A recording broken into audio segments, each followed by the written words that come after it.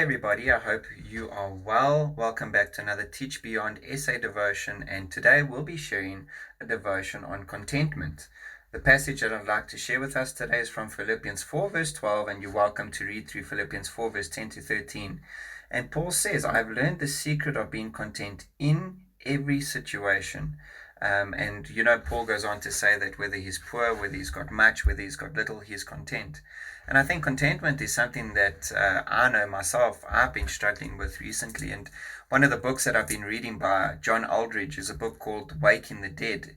And John just reminds us that, we've been living and walking around as if we're the walking dead, as it were. Excuse me from using that analogy. But, we forget that even though we're living in this life filled with fear and what sort of seems like warfare at the moment, God did come, or God did send his son so that we could live in abundance. I came so that you may have life and live it to the full, is what the Bible teaches us.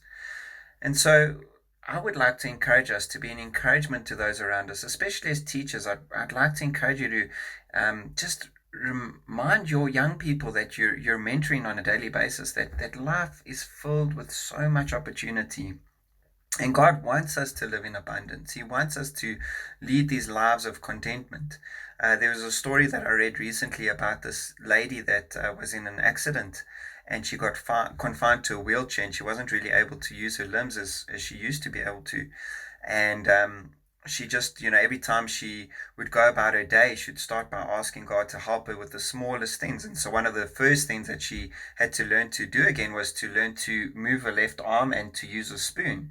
And when God allowed her to, or kind of helped her use a spoon again, she was just content with that little that God had given her. And so, obviously that went on and on until she could eventually walk.